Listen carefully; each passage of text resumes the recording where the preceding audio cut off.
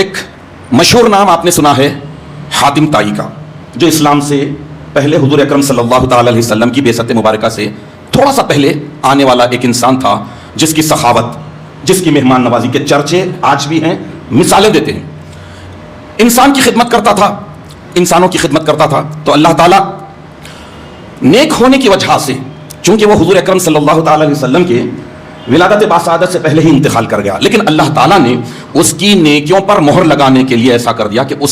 اسی کا بیٹا حضور اکرم صلی اللہ تعالی علیہ وسلم پر ایمان لائے، اور ایمان لانے کے بعد آپ صحابی بن گئے۔ تو میں حضرت عدی رضی اللہ تعالیٰ عنہ کے والد حاتم طائی، مشہور خیر خیرات کرنے والے، سخی، خرچ کرنے والے اور زبردست مہمان کا ایک واقعہ سناتا ہوں۔ حاتم طائی نے کہا کہ میں 4 علم سیکھا، 4 علم کو پکڑ لیا میں، اس کے بعد میں سارے عالموں کو چھوڑ دیا، 4 علم کو پکڑ لیا۔ اب یہ 4 علم کیا ہے آپ غور سے سنیں گے تو یہ نچوڑ ہے ایک انسان کی اپنی زندگی کی اکاؤنٹیبلٹی کرتے ہوئے، خود اپنا محاسبہ کرتے ہوئے اپنے لیے وہ چیزیں تیار کرے جو ہمیشہ کی زندگی میں کام آنے والی،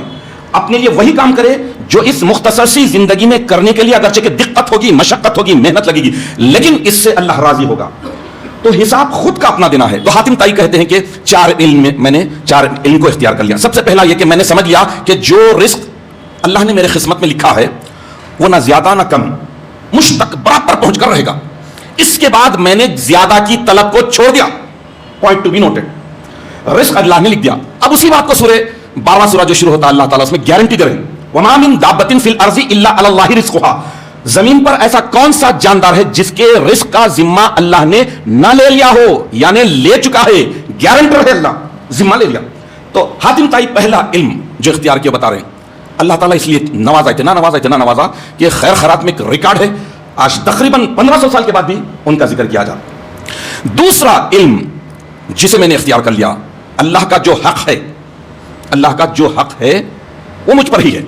مجھے ہی ادا کرنا ہے، میرے سوا کسی اور کو ادا کرنا نہیں ہے، اس لیے میں اللہ کا حق ادا کرنے میں اپنے آپ کو مصروف اور مشغول کر لیا ہوں، یعنی خود کا جواب خود کو دینا ہے، خود کا حساب خود کو دینا ہے۔ تو دوسرا علم، یہ کتنے پوائنٹس کی بات ہے دیکھیے۔ تیسرا علم جس کو میں نے اختیار کر لیا اور اس کے بعد میں مطمئن ہو گیا، تیسرا علم یہ ہے کہ ایک چیز ہے جو مجھے ڈھونڈتی رہتی ہے ہمیشہ، ایک چیز ہے اور وہ ہے موت۔